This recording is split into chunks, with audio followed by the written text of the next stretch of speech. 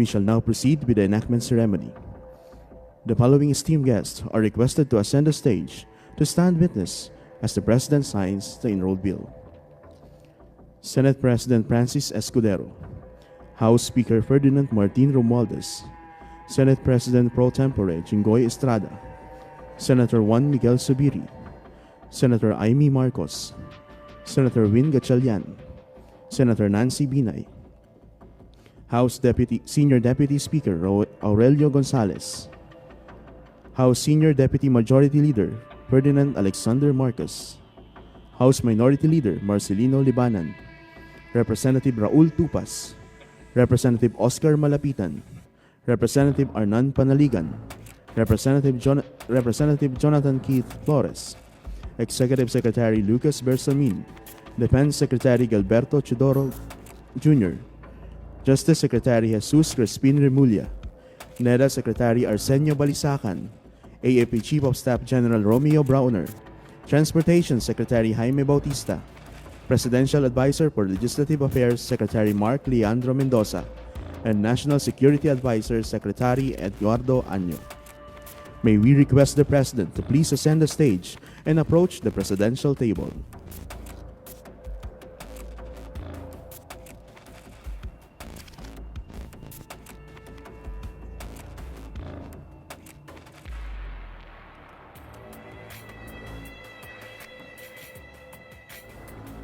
The President may now proceed to sign the enrolled copy. Upon signing of the harmonized version of Senate Bill Number 2455 and House Bill Number 9713, it shall be known as Republic Act Number 12024, entitled An Act Revitalizing and Strengthening the Self-Reliant Defense Posture Program and Promoting the Development of a National Defense Industry pursuant thereto and providing funds therefor. This measure supports the development of the country's military weapons industry, whose local enterprises shall be relied upon to meet the short, medium, and long-term needs towards advancing the country's defense capability. Thank you, Mr. President.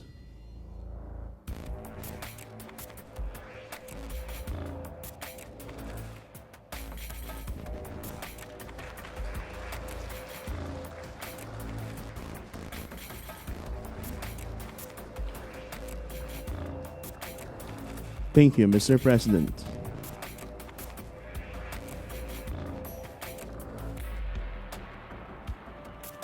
May we request our witnesses to be seated. At this juncture, may we invite Executive Secretary Lucas Bersamin to introduce our keynote speaker.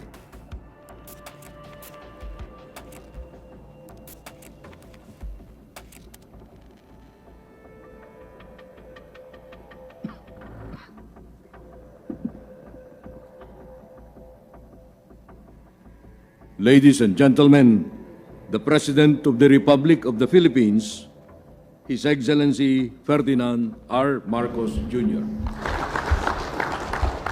Thank you, Executive Secretary, for your kind introduction. Please be seated. Senate President Chis Escudero, members of the Senate, specifically, I think, Senator Mig Subiri, whose bill this really is, and he has fought very hard for quite a while to get this bill passed, and it is a good one, so congratulations. House Speaker Martin Romualdez and the members of the House of Representatives here present, National Defense Secretary Gilbert Chidoro, and the cabinet members who have also joined us today, Presidential Advisor for Legislative Affairs, Mark Leandro Mendoza, our key development partners and stakeholders, AFP Chief of Staff General Romeo S. Browner, and the other service commanders who are here today, my fellow workers in government, ladies and gentlemen, good morning. We lay today the foundation of resilience shaped by our own ingenuity, our own talent, and our unwavering resolve. With the signing of the Self-Reliant Defense Posture Revitalization Act, we are anchoring our defense strategy firmly in the strength of our own resources and capabilities. Our Constitution mandates that the state shall serve and protect its citizens and sovereignty. A duty that is not just reactive, but also in preparation for whatever challenges may lay ahead. For decades, our defense capabilities have relied upon what we could acquire from abroad. Every purchase, every negotiation, every partnership, although necessary, reminded us that our strength depended on the supply chains and the interest of other parties. The SRDP program, implemented under my father, former President Ferdinand Marcos Sr., set the stage for a more self-reliant defense strategy, urging us to tap into our own resources and capabilities. In the early years and in the 80s, the SRDP successfully met the basic material requirements of the armed forces of the Philippines, as we were able to manufacture ammunition, mobility equipment, tactical communication sets, produce vehicles from jeeps to boats, and supply the AFP's clothing requirements. Through this act, we can build on its legacy and expand upon that same vision. A defense posture that is independent, dynamic, and geared to the future. This law goes beyond the development of weapons or equipment, as it seeks to create a framework that makes us less dependent, more resilient, better prepared. It is a commitment to a long-term growth trajectory for a national defense industry that will support the defense requirements of our country. It's a logical move forward for a country that finds itself at the fulcrum of geopolitical shifts and volatilities. At its core, this act is about cultivating a robust and sustainable national defense industry. It establishes a structured approach to defensive development, starting with research and production capabilities that align our defense sector with our strategic objectives. We will prioritize R&D to develop systems that meet our unique requirements, stay ahead of evolving threats, particularly asymmetrical threats that traditional systems may not be completely equipped to address. The strategy is clear. We start by strengthening the foundations, the research, the production capabilities, and institutional support. Then build upwards, layer by layer, until we have an industry that can stand strong and succeed on its own. By consolidating these efforts under one roof, we aim to ensure that every peso spent and every effort made directly contributes to our overarching goal of self-reliance. The National Defense Industry Development Plan will serve as our guiding document, detailing the principles and goals that will shape our defense sector for years to come. It prioritizes the production of critical defense materiel here at home, from small arms and tactical vehicles to more sophisticated systems. It is about understanding what we need and why we need it, ensuring that every component is purpose-driven and strategically designed. Turning this vision into reality necessitates collaboration across sectors. The government does not do this alone. This endeavor requires the best minds in defense, science and technology, and business, from both practitioners and researchers. By establishing a clear framework to guide public-private partnerships, we are saying to local innovative councils, invention societies, universities, and other learning institutions, it is our chance to contribute to something greater, to help us protect the sovereignty and security of our nation.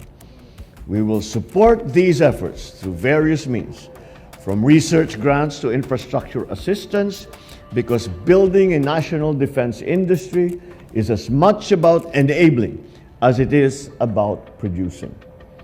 The challenges we face today go far beyond traditional conflicts, and the need to develop technologies that will counter unconventional threats is more crucial than ever. Cybersecurity breaches, chemical attacks, radiological threats. These are more than hypothetical risks, but pressing realities. With this act, we are broadening our perspective on defense. We are not just looking at tanks and rifles. we are building capacities that address these unconventional dangers head-on.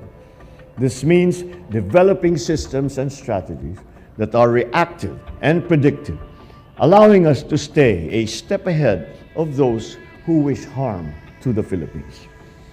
To foster innovation and the development of advanced defense equipment and systems, this law introduces a comprehensive incentive scheme for those who will choose to invest in defense technology and production. These incentives range from tax breaks to government-backed financing. Recognizing the importance of safeguarding the fruits of these efforts, this law prohibits the sale of defense material to private entities.